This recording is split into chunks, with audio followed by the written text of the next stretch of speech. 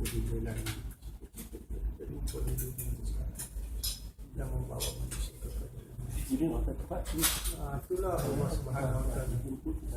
Sri Lanka, India, Mana dia pergi, dia pergi ceramah. Akan ada lah orang yang beriman, nak terima agama kita. Dia selalu dia balik dia sembah, dia sampai rumah tidak pun dia beritahu rumah dia, saya ada ketemu sembang dia gitu. ulama-ulama yang beriman. Special person, special Syabi Kudik macam Sofa Syekh Fuad Jamaluddin. special Fuad pun memang. special person. Siapa yang mengikut wali-wali Allah ni, mereka selamat dunia akhirat. Sebab mereka lah di jalan yang benar. Ada inna awliya Allah ila khawfum alaihim wa lahum yazun allazina amanu wa kanu yattaqun. Wali-wali Allah ni tidak ada takut di dunia dan di akhirat. Dan siapa yang mengikuti mereka, mereka berada di dalam iman dan takwa, mereka pun selamat. Tapi amat sedikit nak ikut. Dia rasa susah, Sebab diberatkan. dia rasa berat. Diberatkan oleh diri kita dengan musuh-musuh kita. Diberatkan. Kenapa? Sebab tidak ada talian hubungan kepada Allah. Urwatul Uthqah yang dinamakan hubungan yang kuat adalah la ilaha illallah. Sebab la ilaha illallah adalah kalam Allah, kalimah Allah, sifat Allah. Siapa yang pegang teguh kepada kalimah ni, dia sudah dapat Allah. Dan Allah kata lan fisama la, takkan putus selama-lamanya hubungan. Hubungan ni yang kita umat Islam terputus. Sebab kita dah berjanji dekat Allah, ya Allah, bila saya pergi ke bumi nanti di alam musyahadah, saya tidak akan tinggal berhubungan janjian kepada Allah. Tapi bila datang sini kita terlupa. Tanpa ada hubungan ni, habis. Putuslah hubungan kita dengan Allah. Dan untuk mengembalikan, kita sedarkan Allah utuskan Nabi. Selepas Nabi tak ada, Allah utuskan pewaris Nabi. Pewaris Nabi adalah ulama yang membawa iman. Warasatul Anbiya yang membawa iman, yang membawa la ilaha illallah. Bukannya ulama kitab. Inilah program penyedaran yang kita buat. Alhamdulillah. Baru-baru ni saya dapat coverage di India, di Zee Salam TV. Zee Salam TV Di mana di India? Di India, di New Delhi. Dia ada 420 juta penonton di 72 negara di seluruh dunia. Untuk program kita dia hadir. Masa tu dia bawa 3 TV, Zee Salam, Zee Production, Zee Satellite. Dia akan cover 700 juta audiens seluruh dunia melalui channel dia di 72 buah negara. Boleh kalau type Zee Salam TV atau Zee Production, semua dia punya world profile boleh datang. Semua ada. Jadi kali ni program kita dia nak cover. Bila dia nampak dia ada sini.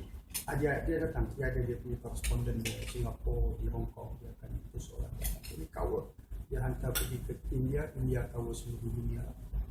Hari tu dia cover satu program tentang permanent peace, ketenangan abadi. Macam mana kita boleh pastikan kita berada dalam ketenangan di dunia ni dan selama-lamanya.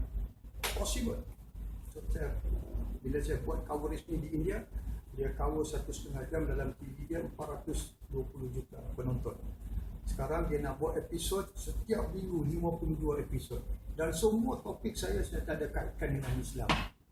Faith and peace, faith and sweetness, the power of faith. Banyak program-program yang saya sudah dalam zero negativity. Macam mana kita boleh dapat achieve the level of zero negativity. Makna tidak ada negativity lagi dalam hidup kita. Senang. Kita buang apa yang dipanggil root of all negativity, which is iblis. Buang dia. Tapi macam mana nak buang dia? Tak ada lain cara kecuali kita dapat talian zikrullah melalui pernafasan. Setiap nafas ni kita naik dan turun mengingati Allah, bukan dengan sebutan.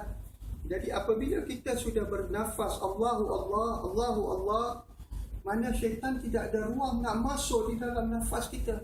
Min syarril waswasil khannas alladhi yuwaswisu fi sudurin nas minal jinnati wan nas. Dia dah ada roadblock dah dekat sini, dia dah roadblock. Dia tak boleh masuk lagi ke dalam. Ini ada ini pernafasan zikrullah, pernafasan ini ada di dalam Al-Quran.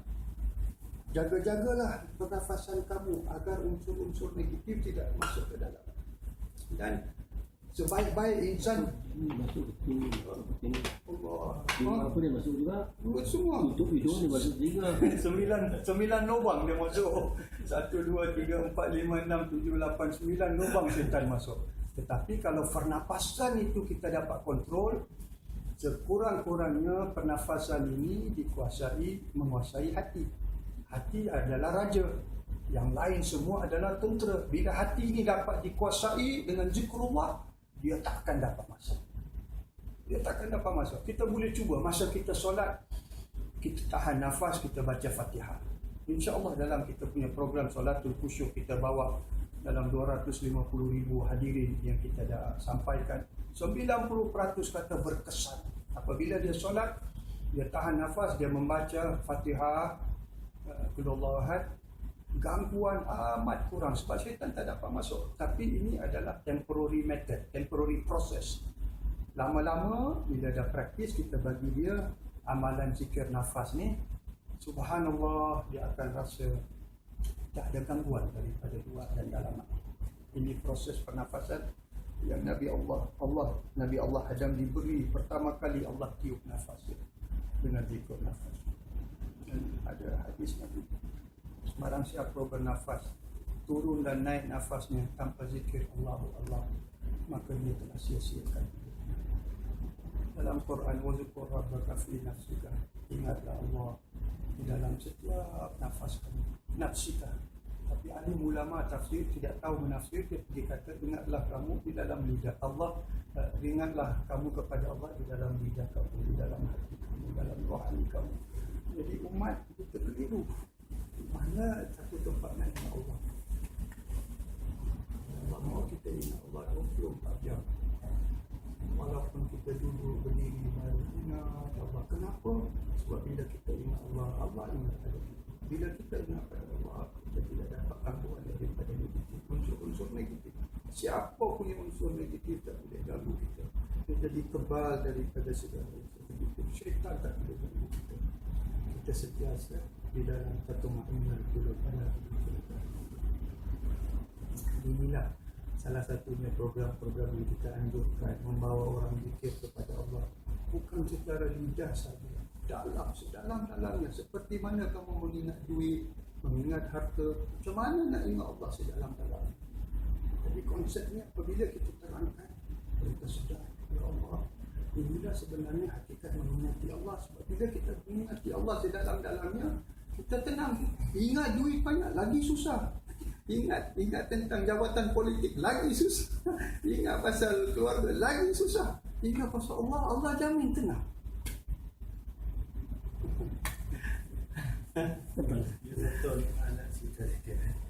Kita just came back dari Pakistan untuk 10 hari.